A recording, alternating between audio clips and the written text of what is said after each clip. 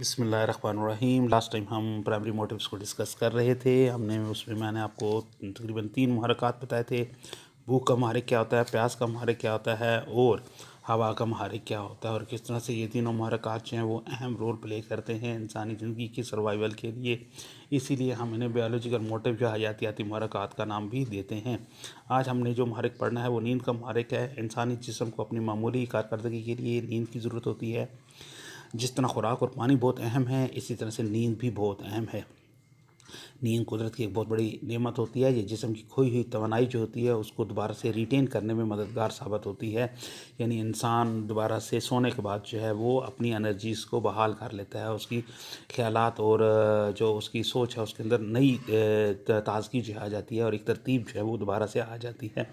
عام طور پر 5 سے 6 گھنٹے سونا جو ہے وہ ایک نارمل روٹین کا سونا جو ہے وہ تصور کیا جاتا ہے ایک ینگ آدمی یا ایک صحت مند آدمی کے لیے۔ اگر نیند پوری نہ ہو رہی ہو تو اس صورت میں انسان کے اندر بہت سے پرابلم جو ہیں وہ شروع ہو جاتے ہیں، اسپیشلی اس کے اندر جو ہے وہ اس کی شعوری جو کیفیات ہوتی ہیں ان میں تعطل آ جاتا ہے، یعنی اس میں رکاوٹ بن جاتی ہے، اس کی تھنکنگ متاثر ہونا شروع ہو جاتی ہے، اس کے تنفس جو ہے بریدنگ سسٹم جو ہے اس کے اندر جو ہے وہ پرابلم آتی ہے، اور سانس آہستہ آہستہ سلو ہونا شروع ہو جاتی ہے۔ حدودوں سے جو رطوبتیں پیدا ہوتی ہیں وہ رطوبتیں نہیں پیدا ہو رہی ہوتی ہیں، اور اس کی وجہ سے انسان جو ہے اس کا جسم جو ہے اس میں ڈرائینیس جو ہے وہ ڈیولپ ہو جاتی ہے، دوران خون میں تبدیلی آتی ہے، نبض سست ہو جاتی ہے، اعضاء میں اکڑاؤ پیدا ہو جاتا ہے۔ یعنی آپ یہ دیکھتے ہیں کہ نیند جو ہوتی ہے اس کے دوران جب میں آپ کو بتا رہا ہوں مختلف ہارمون سیکریٹ ہوتے ہیں تو وہ بنیادی طور پر جسم کو ریلیکس کر دیتے ہیں، جسم کو فلیکسیبل کر دیتے ہیں، جسم کو جو ہے وہ لچکدار بنا دیتے ہیں۔ اور اب جو عام طور پر یہ ہوتا ہے کہ انسان جس وقت اٹھتا ہے تو وہ انگڑائیاں جو لیتا ہے تو دراصل وہ بھی ایک نیند کے بعد کی ایک ایسی ایکٹیویٹی ہوتی ہے جو اس کو نارملائز جو ہے وہ کر دیتی ہے، اس کی پوری باڈی کو دوبارہ سے انرجیٹک یا ایکٹیویٹ کر دیتی ہے، کام کے قابل جو ہے بنا دیتی ہے۔ اس کے علاوہ جو ہے انسان کی اگر نیند پوری نہ ہو تو اس کی جسمانی اور ذہنی قوتیں جو ہیں وہ بھی متاثر ہو جاتی ہیں، کنسنٹریشن نہیں کر سکتا، کام پراپرلی نہیں کر سکتا، توجہ نہیں رکھ سکتا، کنٹرول آہستہ آہستہ اس کا اپنے اوپر جو ہے وہ ختم ہونا شروع ہو جاتا ہے۔ ذہنی کارکردگی کم ہو جائے، پریشان رہنا شروع کرتا ہے، عضلات میں اکڑاؤ کی وجہ سے بھی اس میں ٹینشن جو ہے وہ پیدا ہو جاتی ہے، کمزوری بندہ فیل کرنا شروع کر دیتا ہے، اور بہت چھوٹی چھوٹی سی معاملات پر جو ہے یا غلطیوں پر مشتعل ہونا شروع ہو جاتا ہے، یعنی چڑچڑاپن اس میں بے انتہا پیدا ہو جاتا ہے۔ تو یہ سب کی سب جو کیفیات ہیں یہ اس صورت میں پیدا ہوتی ہیں جب نیند کا محرک مکمل نہ ہو رہا ہو، لہذا نیند کے محرک کا مکمل ہونا بھی ایک نارمل زندگی کے لیے بہت زیادہ ضروری ہے۔ اس کے بعد اوائڈنس فرام پین کا محرک آتا ہے، درد کا محرک آتا ہے۔ درد بنیادی طور پر بافتوں یا عضلات یا آپ کی بونس وغیرہ کے اندر کوئی پرابلمز اگر آ جائے، چوٹ وغیرہ لگ جائے تو اس کی وجہ سے جو ہے وہ پیدا ہوتا ہے، اور دراصل انسانی جسم کے اندر درد کی جو کیفیت ہے اسے ایک بلیسنگ بھی تصور کی جاتی ہے۔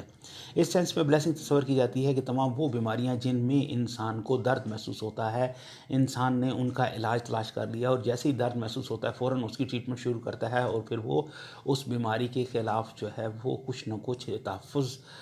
جو ہے وہ قائم کرنے میں کامیاب ہو جاتا ہے، کچھ نہ کچھ ریزسٹنس قائم کرنے میں کامیاب ہو جاتا ہے۔ مثال کے طور پر آپ یہ دیکھتے ہیں کہ اپینڈکس کا درد ہوتا ہے تو اس صورت میں فوراً آپریشن کر کے اپینڈکس کو نکال دیا جاتا ہے اور انسان دوبارہ سے نارمل ہو جاتا ہے۔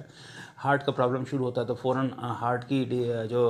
میڈیسنز ہیں ان کو سٹارٹ کر دیا جاتا ہے، جس کے نتیجے میں وہ دوبارہ سے نارمل جو ہے وہ بیہیو کرنا شروع کر دیتا ہے۔ اس طرح چیسٹ پین جب شروع ہوتا ہے کہ وہ کھانسی وغیرہ کی وجہ سے یا سانس کی بریدنگ پرابلم کی وجہ سے اس کی فوراً ٹریٹمنٹ جو ہے وہ شروع کر دی جاتی ہے۔ اس کے برعکس آپ ایڈز کو دیکھ لیں یا کینسر کو دیکھ لیں تو یہ ایسی بیماریاں ہیں جن میں درد نہیں ہوتا اور یہ جسم میں پھیلتی چلی جاتی ہیں، اور یہ اس وقت بعض اوقات اپنا اظہار کرتی ہیں جب انسان کا زندگی کے دن بہت تھوڑے رہ جاتے ہیں۔ تو اس صورت میں آپ یہ دیکھتے ہیں کہ پین جو ہے دیٹ از اے بلیسنگ، درد جو ہے وہ ایک بلیسنگ کی صورت میں ایگزسٹ کرتا ہے۔ بہرحال پھر بھی انسان درد سے بچنے کی کوشش کرتا ہے اور وہ چاہتا ہے کہ اس کا جسم جو ہے وہ نارمل حالت میں رہے، کیونکہ درد جو ہے وہ ایک ایسی کیفیت ہے جس کے اندر انسان جو ہے وہ نارملی اپنی ایکٹیویٹیز کو پرفارم نہیں کر سکتا، لہٰذا امبیلنسنگ سٹیٹ ہو جاتی ہے، غیر متوازن حالت ہو جاتی ہے۔ وہ اس کے مقابلے میں توازنی حالت چاہتا ہے، اور اس توازنی حالت کے لیے وہ درد سے بچنا جو ہے وہ چاہتا ہے۔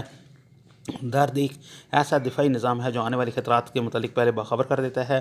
درد کی وجہ سے انسان کسی کام پہ توجہ نہیں کر سکتا، اس کی کارکردگی بہت زیادہ متاثر ہو جاتی ہے۔ عام طور پر معدے کا درد یا جسم کے کسی نچلے حصے میں جو درد پیدا ہوتا ہے وہ انسان کی کارکردگی کو بہت زیادہ متاثر کرتا ہے۔ انسان درد سے جب بچ جاتا ہے یا درد سے اپنی درد کی کیفیت سے اپنے آپ کو باہر نکالنے میں کامیاب ہو جاتا ہے تو پھر دوبارہ سے نارمل اپنی ایکٹیویٹیز کو پرفارم کرنا شروع کر دیتا ہے۔ اس کے بعد ہمارے جو محرک آتا ہے وہ جنس کا محرک آتا ہے۔ کچھ نفسیات دانوں کا یہ پوائنٹ آف ویو ہے کہ جنس کا محرک جو ہے وہ بنیادی محرک نہیں ہے، کیونکہ یہ سوشل موٹیو ہے، اس کا تعلق دو افراد کے ساتھ ہوتا ہے، لہٰذا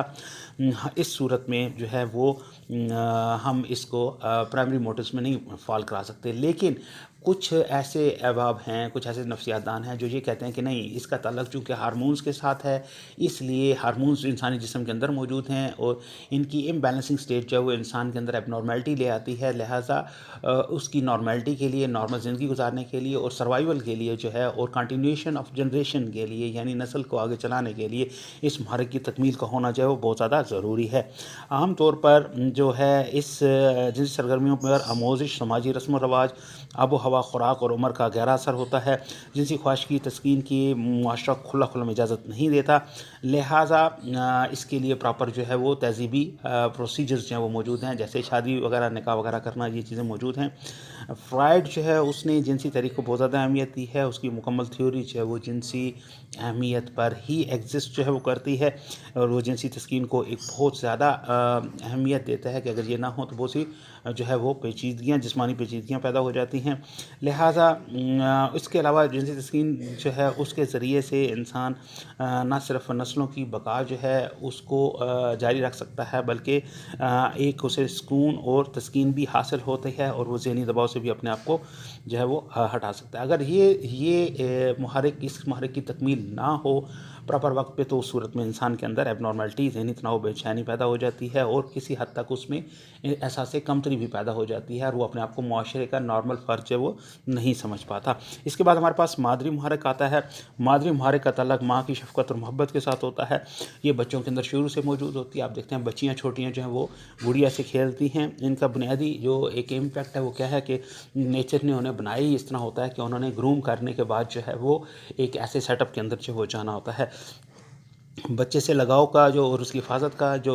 ہے، یہ ماں باپ کے اندر شروع سے یہ جذبہ موجود ہوتا ہے اور اس جذبے کی وہ تسکین جو ہے وہ چاہتے ہیں۔ اولاد ہونے کی صورت میں وہ ان ایکٹیویٹیز کو پرفارم کرتے ہیں، یعنی اس کو لک آفٹر کرتے ہیں، اس کو گروم کرتے ہیں، بچے کو اس کی ضروریات زندگی کا خیال رکھتے ہیں۔ تو یہ بھی ایک ایسا پروسیس ہے جسے سائیکالوجسٹ کہتے ہیں کہ یہ بھی انسانی زندگی کے اندر بقا کے لیے بہت امپورٹنٹ ہے اور انسان جو ہوتا ہے وہ اس سلسلے میں اپنا رول جو ہے وہ پلے کرتا ہے۔ مثال کے طور پر ماں جو ہے وہ کسی صورت میں بھی بچے کو اکیلا نہیں چھوڑتی اور اس کو حالات سے مقابلے کے بجائے اس کو پروٹیکٹ کرنے کی کوشش کرتی ہے۔ اس کے برعکس جو باپ ہے وہ اس کو حالات سے مقابلہ کرنے کے لیے تیار کرتا ہے کہ اس نے معاشرے میں اگر جانا ہے تو وہ اپنے آپ کو کس طرح سے معاشرے میں پریزنٹ کر سکتا ہے۔ اس حوالے سے باپ جو ہے وہ اس کو گائیڈ لائن دیتا ہے۔ ماں بچوں کی نگہداشت کرتی ہے، ان کی ضروریات پورا کرتی ہے، بچوں کو ہر قسم کے خطرات سے محفوظ رکھتی ہے، بچوں سے پیار و محبت کرتی ہے۔ جن ماں باپ کے بچے نہیں ہوتے وہ اپنی خواہش کی تسکین کے لیے دیگر ذرائع جو ہیں وہ استعمال، مثال کے طور پر گھر میں پالتو جانوروں کا رکھ لینا، ٹھیک ہے، یا کسی اسکول کو جوائن کر لینا، کسی نرسری کو جوائن کر لینا، وہاں جا کر بچوں کے ساتھ انٹریکٹ کر لینا، تو اس صورت میں وہ اپنا جو ہے وہ اس جذبے کی تسکین جو ہے وہ حاصل کر لیتے ہیں کسی نہ کسی طریقے سے۔ اس کے بعد ہمارے پاس بول و براز کا محرک آتا ہے۔ یہ ایک نارمل سی چیز ہے، انسانی جسم کے اندر جو ہے جہاں مختلف سسٹم آپریٹ ہو رہے ہیں وہاں اس کے بول و براز کا سسٹم یا پاخانے کا سسٹم جو ہے وہ آپریٹ ہو رہا ہے۔ انسان اپنے آپ کو صاف ستھرا رکھنے کی کوشش کرتا ہے اور وہ تمام زہریلے جو مادے ہوتے ہیں ان کو جسم سے خارج کرتا ہے، چاہے وہ نمکیات کی صورت میں ہوں یا وہ بول براز کی صورت میں ہوتے ہیں۔ اگر خدا نخواستہ اس نظام میں کوئی مسئلہ آ جائے تو انسانی زندگی جو ہے اس کو مسئلہ درپیش ہو جاتا ہے اور اس زہریلے مادوں کی وجہ سے اس کی ڈیتھ بھی واقع ہو سکتی ہے۔ اسی لیے کہا جاتا ہے پانی کا استعمال اگر زیادہ کیا جائے تاکہ گردے جو ہیں وہ فیل نہ ہو جائیں یا جو ایک نمکیات جو ہیں وہ جسم کے اندر زیادہ بڑھ نہ جائیں جو کہ زہریلے مواد کی صورت میں اختیار کر جائیں اور بعد میں انسان کے لیے پرابلمٹک نہ ہو جائیں۔ اس لیے یہ بول و براز کا محرک ہے، اس کی تکمیل کا ہونا بھی بہت زیادہ ضروری ہے ایک نارمل لائف کے لیے۔ درجہ حرارت کو مینٹین رکھنا بہت زیادہ ضروری ہوتا ہے۔ اگر 98.6 سے درجہ حرارت نیچے چلا جائے تو انسانی جسم جو ہے وہ ٹھنڈا پڑ جاتا ہے اور اس سے اوپر چلا جائے تو انسان کو بخار ہو جاتا ہے، لہٰذا انسان اس توازنی حالت کو برقرار رکھنے کی کوشش کرتا ہے. جیسے ہی اس کے جسم کے ٹمپریچر کے اندر کوئی فرق ہوتا ہے وہ فوراً اپنے آپ کو جو ہے وہ دوبارہ سے ایڈجسٹ کرنے کی کوشش کرتا ہے. اگر بخار ہو جائے تو میڈیسن لیتا ہے بخار کی تاکہ وہ اپنے آپ کو 98.6 تک نارمل ٹمپریچر تک دوبارہ سے باڈی کو لے آئے اور پھر نارمل ایکٹیویٹیز کو پرفارم کر سکے. ادروائز بخار میں سردی یا گرمی کی شدید کیفیت کے اندر انسان کام کرنے سے قاصر ہو جاتا ہے, وہ کام نہیں کر سکتا, کنسنٹریشن اس کی ختم ہو جاتی ہے. اور بعض اوقات زیادہ گرمی لگنے سے جو ہے وہ ہیٹ اسٹروک کا شکار ہو جاتا ہے اور زیادہ سردی لگنے سے جو ہے وہ فراسٹ بائٹ کا شکار جو ہے وہ ہو جاتا ہے. لہٰذا